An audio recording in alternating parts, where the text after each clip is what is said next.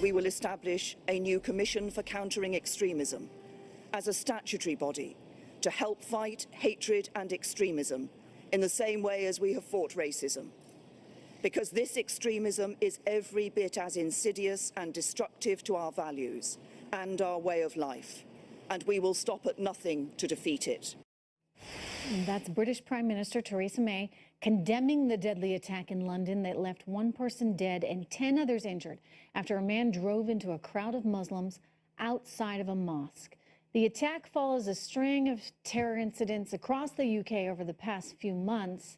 So what has happened and how do we stop all of this awfulness right now? Joining me is American Islamic Forum for Democracy President Dr. Zuhdi Jasser. Dr. Jasser, good to have you back on the program.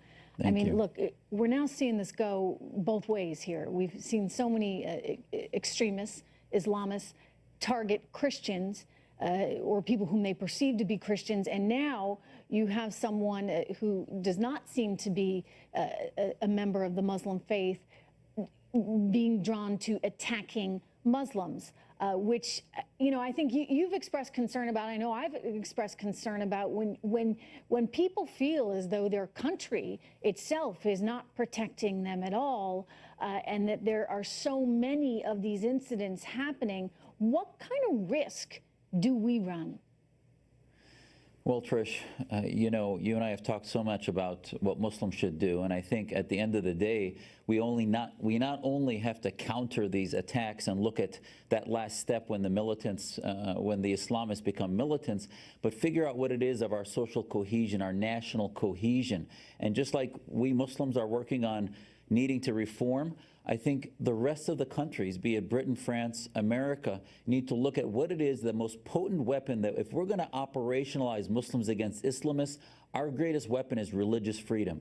ISIS does the attacks they do because not only are they believing the West to be the land of war, but their only constituency are Muslims. So anything they can do to separate Muslims out of that society and create sparks that then create sort of this eye for an eye reaction is a chaos, a sowing of destruction of freedom and liberal democracy that then allows them to penetrate the consciousness of Muslims towards theocracy. And that's why we need to, and you know, listening to Prime Minister May talk about countering extremism, I mean, come on, we need leadership that says countering Islamism so that the country can start to figure out what we're fighting. You know, it's important, and what you're saying is very nuanced, and there's a lot here. You want to call out the extremists. You want to see the religion itself reformed in a way that gives it a sense of rebirth, and that is not as antagonistic. And you know, for loss of perhaps a better term in using that word, not as antagonistic to every other faith out there, Dr. Jasser? Yeah, and people need to understand Islam is in that time in history in which we are dominated. The establishment of our faith, be it violent or non-violent, are theocrats. And if we're going to empower free-thinking Muslims to stand up to the theocratic establishment, we need to call them out, and we need to create commissions on radical Islam, just as President Trump had talked about. Thank you, Dr. Jasser. Good to have you here. We're going to be right back.